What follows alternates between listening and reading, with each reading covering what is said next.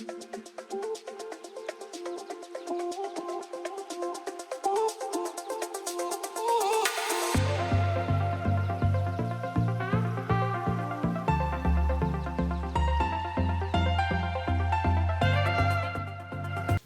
it's Benji Cole, son of Al Cole from CBS Radio and host of the syndicated talk show People of Distinction. The talk that gives an in-depth view of some of the most dynamic, intelligent, and successful people on the planet. I'm telling you, if you want to be a part of it, head on over to our website, peopleofdistinction.org for more info, or you can always email me directly at benji@alcoleenterprises.com. And people, we are very excited to showcase this next guest, so sit back, strap in, and get ready for a wonderful ride. And on the line with us today, we have Don Broadwell. And we're going to be discussing his amazing book, A Handbook for Collaborative Leaders, Millennials Assess the Workplace of Today. And it's available for purchase through Amazon, barnesandnoble.com. But people, listen, if you want to gather everything that Don has in store, head on over to his personal website. Okay, it truly is a one-stop shop for everything that he has to offer, and that's negotionics.com. There you'll find more information on him, more information on this fantastic narrative, as well as find hyperlinks set up to take you to the purchasing page. So one more time, that's negotionics.com. And listen, people, it is an absolute pleasure to have him here on the line with us. And Don was brought to our network, People of Distinction, today by some of the best publishers in the business, okay? Stellar Literary Press and Media.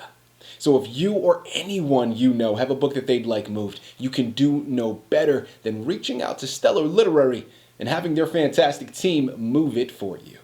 And you can find out more information on them at stellarliterary.com. As I said before, they're one of the best in the business to do it, and they'll absolutely help take your literary creation to the next level. Now, in terms of Don, people, right there in the title, you have an idea of what we're discussing today, okay? A Handbook for Collaborative Leaders. Now, this was a book that may have originated or started in the classroom for Don and his education background.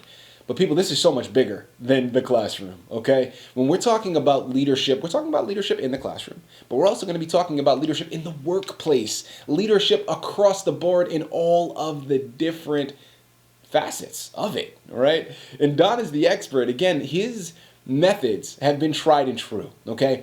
Not only in this book are you going to receive a fantastic education, but when you start to do research, you're going to see so many others that have encountered his book and have resounding success. I'm telling you, you're going to want to head on over the moment we are finished.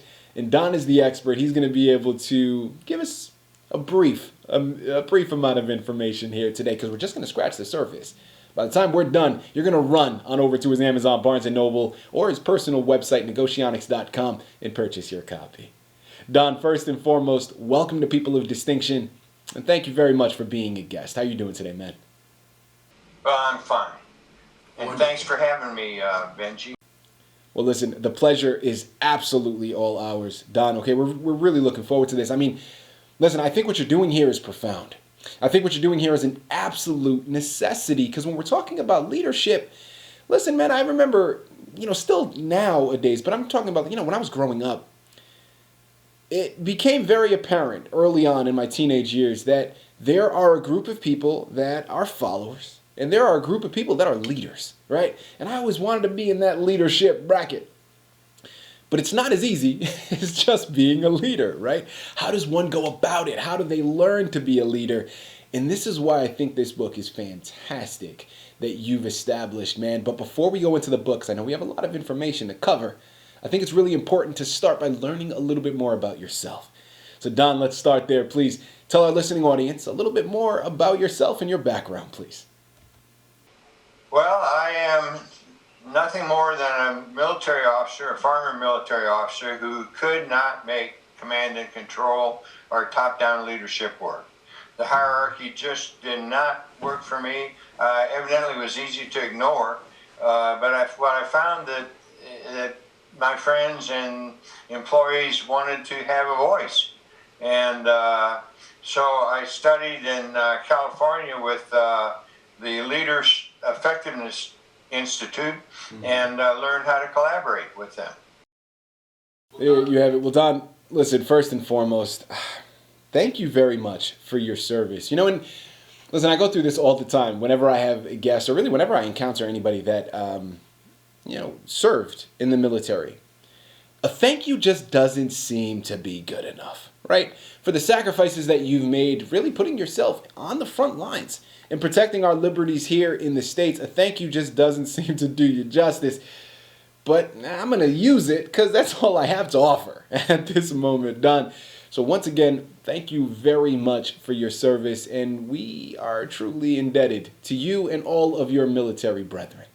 Well, I enjoyed my time in the Marines, 7 years, and more than that, I think I enjoyed, or at least as much, I enjoyed teaching. I began to teach. The professor named William Glasser once wrote that the way to learn is to teach a subject. Absolutely. And so I started teaching in 1984 and have almost 40 years of teaching experience, teaching people to collaborate when they make decisions, either in the classroom or at work. It's a great piece that you bring up there, Don. And listen, briefly, my listening audience knows this. I mentioned this on a number of occasions, but I had a very brief stint in education myself. I taught for 4 years. I taught college for 3 and fourth graders for 1. And one thing that is absolutely certain is teachers never get the amount of credit that they deserve for all of the hats that they have to wear. Because listen, we all know, anybody that's been in that world understands you may be assigned to teach English or social studies, whatever the class itself is. But on any given day, you're going to need to be a referee. You're going to need to be a therapist. You're going to need to be a friend, so on and so forth. And teachers don't get enough credit for the amount of hats that they have to wear to satisfy the job requirements. And also, they don't get paid nearly enough. Okay, so again, thank you very much for your service. Thank you very much for your time shaping and developing the minds of future generations. And Don, without further ado, because the anchor for today's interview is all about your book, and I want to jump right in and learn a little bit more about it. So please, tell us a little bit more about your book, A Handbook for Collaborative Leaders. Well, to begin, Benji, my book is a how-to book, but I didn't want to call it a how to do this, or collaborative leadership for dummies. I thought something a little bit more appropriate, like a handbook, would work. It's a book that shows and demonstrates the steps to collaborating decision making, and make it easy to implement when the time comes, when the situation arises that calls for the voices of subordinates to be included in the equation. Don, what a great segue that you've established, because the next place that I wanted to go into was inspiration. Okay, now, I think it's safe to assume the answer to this next question, but you know what happens when you assume, Don. So I'm not going to do that to you. I have you here on the line. I'm going to go directly to the source. Now, of course, your background in education and your years teaching, I'm sure, played a part, right? But outside of that, what inspired you to write the book? Okay, what inspired me was the participants in my tutoring workshops were saying, he's right. He's right. They would whisper that when I'd say leadership and problem solving are interchangeable. They mean the same thing. Decision making is also included. And I would say the millennials we have to adapt the world to the millennial mentality. Millennials are not going to adapt to the hierarchical scheme of doing things. And so that inspired me to collect up materials from, at the time, about 30 years of classroom work into a book. Fantastic. People, again, we're here on the line with Don Broadwell. We're discussing his amazing book, A Handbook for Collaborative Leaders, Millennials Assess the Workplace of Today.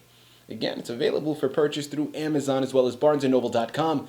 But make sure you head on over to his personal site, negotionics.com, to gather everything that he has in store. Don, next question that I'd love to get into, and thank you again for all of the information that you have stated so far. I really want to I want to stick with the concept of inspiration here, Don, but broaden it a bit, okay? So we talked about what inspired you to write this book. Well, Don, where does the love for creative writing come from? Well, it was not something I planned on doing through my youth and early adult years. I did take a correspondence course in writing when I was in the Marines, almost as a hobby. And when it came time to write the book, I used White and Strunk & White's Elements of Style, which is itself a handbook and a very valuable one for writers, especially writers who are new at the trade. Mm-hmm. You know, Don, next question that I'd love to go into now. So we know about your inspiration, we know about your background, but one of the main concepts, of course, that is discussed and points it out right there in the title is talking about leadership. And not only how to become a leader, but how leadership can be fun. That's a really interesting concept and really something I want to tackle right now, Don. Talk to our listening audience. How can leadership be exciting? And then the subpart to that, can it apply to everyone? Yeah, I think it does apply to everybody. There are people in the workplace today who have been there for 20, 30, 40 years and still tell me that leading is problematic. And I introduce them to the concept of collaborative leading with the voices from your followers, stitching that in, embroidering those voices in the process of decision making. And they seem to respond to that very favorably. And that's in the book. The case studies illustrate that. The case studies are all written by my clients, not by me, but they're written by people who have done nothing more or less than tolerated me for a 2-day workshop or tutorial platform. Well, you know, Don, listen, I've only known you for a short amount of time here, but, you know, I think tolerate is a pretty strong word. You seem pretty easy going there, but I love it, man. I get what you're saying. I'm picking up what you're putting down. Don. Now, following off of that, let's talk about some of the research. Again, leading back to your experience, your career, I'm sure that has a lot to do with it as well. But outside of that, Don, what type of research did you do in preparation for the book? Yeah, well, the book was, as I said, a collection of classroom material and anecdotes. The first chapter is a brief history of leadership changing. And leadership, as most people are not aware, has always changed. I go back to 500 years before the Christian era and take some of the quotes from Lao Tzu and Plato and others who were in a position of leadership back in that day. And then I traced leadership changes up through the Middle Ages and into the 20th century when things began to move very fast, especially the second half of the second century. Yeah. Fantastic. Fantastic. Don, another one of those questions where I feel like it's safe to assume. But you know what happens when you assume, Don, right? So here we go. Let's ask the question here again. Who would you say is your intended audience with this book, Don? And really, if we've already started to go into the main message, I think it's so important it's worth doubling down on and repeating. So A, who is your intended audience with this book? And B, what is the main message that you hope they receive from it? Well, that's easy, Benji. The audience is anyone in the professional world who supervises other people. That can be a mid-level manager, a factory supervisor, a foreman somewhere, or it can also be a professor or a teacher, or a self-employed individual who has a little storefront or an auto shop, anybody who is responsible for putting out a good product and wants to be efficient and happy and enjoying their leadership role. There you have it. There you have it. Don, curiosity for myself. What would you say was a highlight for you in writing the book? Or, if not a highlight, something that surprised you, that you weren't anticipating before you began on the journey? I'm not ashamed to say it touches me deeply when I read the case study material that's in the book.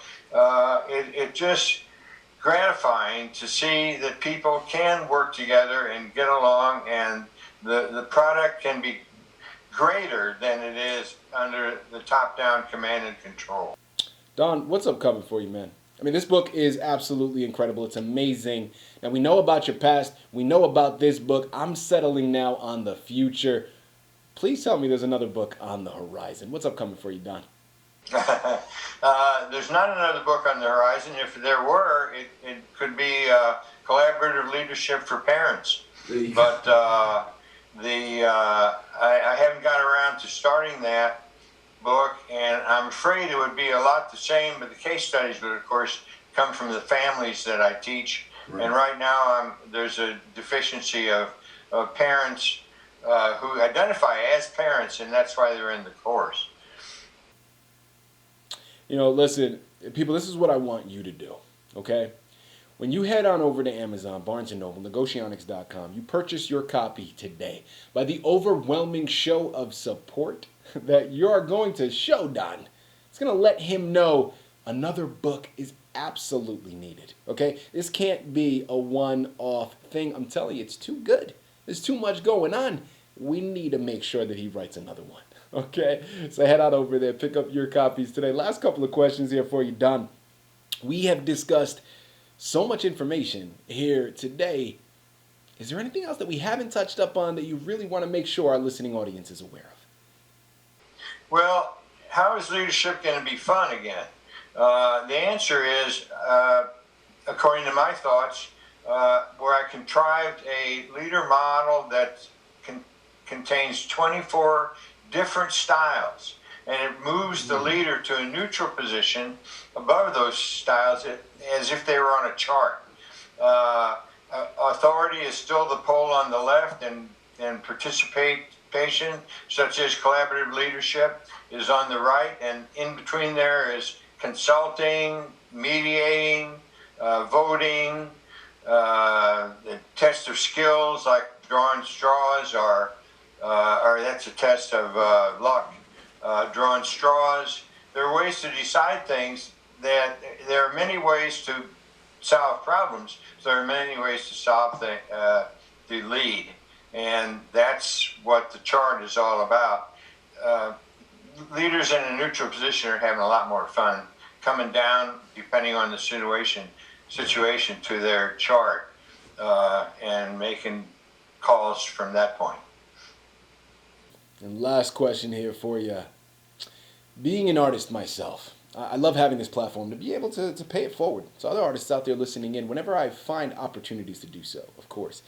Don, listen, whether you have another book on the horizon or not, the answer is clear. You are a bona fide author. Man, you are absolutely a person of distinction, and you've been through the process. You've written the book, but you've also gotten it published. So I would love to take this opportunity for our listening audience and any new writers out there watching right now. What are some words of wisdom? What are some words of advice that you could offer a new writer? Well, one thing I learned in the Marines, Benji, is never stand stationary. Never stand still. Do something, even if it's wrong, even if it's inappropriate. Do something. Take an action. Your people will follow you, and you'll accomplish great things. But don't be stationary. Keep moving. And I would tell the same thing to my audience. Get something down. Thank the heavens. Word makes it so easy to go back. The article I published in 1996 had 19 revisions. I counted 19 revisions before it was ready, get something down and then go into the revision task and change it up. I love that advice. Listen, people, if this interview hasn't moved you, pinch yourself. Okay, you're asleep. I don't know what's up with you, but I'm gonna say for all of you that are out there actually paying attention, actually listening, this is a phenomenal resource. Okay, and I know I don't have to do any more selling. All you have to do now is head on over to Amazon, Barnes & Noble, Negotionics.com, and pick up your copy. Okay, because this is truly something that'll be an absolute valuable resource for everyone that picks it up. Okay, again, we're here on the line with Don Broadwell. The name of his book is A Handbook for Collaborative Leaders. Millennials Assess the Workplace of Today. You surely will not be disappointed. This is a wonderful, wonderful book for you to have on your shelf, an even better gift to put on someone else's. Head on over there today, pick up your copies. You absolutely will not be disappointed. Don, this has been a true pleasure. Really, I really do mean that. Thank you once again for being a guest on People of Distinction. Thank you, Benji, and thanks to Stellar Literary Agency for making the arrangements. Come and be a guest with us on People of Distinction.